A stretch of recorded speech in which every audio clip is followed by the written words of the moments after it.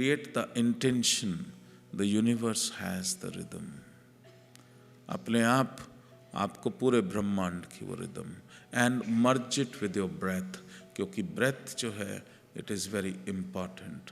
अब सांस को जो लेना है, मैंने तुमको पहले दिन ही बताया कि जो सांस लेने की प्रक्रिया है, ये ऑक्सीजन लेते हैं वो तो एक फैक्ट है, लेकिन वास्तव में उस फीलिंग के साथ हम प्राण को भीतर लेते हैं। इसीलिए जितने भी सिद्ध लोग हैं वो हाई अल्टीट्यूड में चले जाते हैं, जहाँ ऑक्सीजन नहीं लेकिन सांस लेने की जो प्रक्रिया है वो प्राण शक्ति को जब भीतर लेते हैं तो उनकी श्वास की एक रिदम बन जाती है। कैलाश मानसरोवर पे चले जाना, तुम्हारी एक श्वास की रिदम तुम्हें प्रत्यक्ष अनुभव होगी। वहाँ you are not intellectual but you are aware. Every intellectual becomes simple. Here, every simple person becomes intellectual. So you have to become simple to be connected to the nature. वो श्वास की rhythm, इसलिए मैं तुमको बार बार ये समझाता जाऊंगा, हर रोज समझाऊंगा, जिससे कहीं भी तुम्हारे को कोई डाउट ना रह जाए। और हर बारी जब ध्यान करोगे ज़्यादा तुमको महसूस होगा। अब वो ऋषि पुत्र जो है पिता के सामने, उसकी श्वास की रिदम, अपनी श्वास जो मैं तुमसे करवाता हूँ, श्वास लो निकालो और उसकी रिदम जो है वहाँ से अनुभव करो।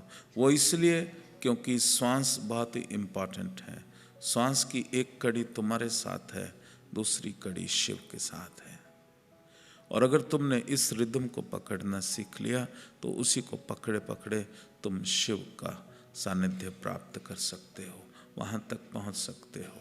इसलिए उस श्वास को और उसकी रिदम, और उस रिदम के अंदर छुपा है परमात्मा। परमात्मा क्या? Unconditional love. जस्ट एक भाव लेकर के आना, इंटेंशन लेकर के आना, अनकंडीशनल लव, और वो अनफोल्ड हो जाएगा। Just everything. आपका जो चक्र है इसकी भी एक रिदम है।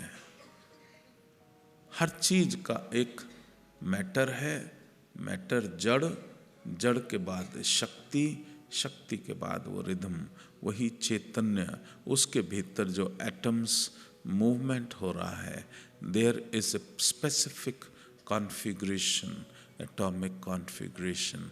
वो एटॉमिक कॉन्फ़िगरेशन कौन क्रिएट कर रहा है? वो एटम को एक सेट पैटर्न में कौन वाइब्रेट करा रहा है? वो है भाव, वो है कॉन्शियसनेस, जिसको हम चिति कहते हैं।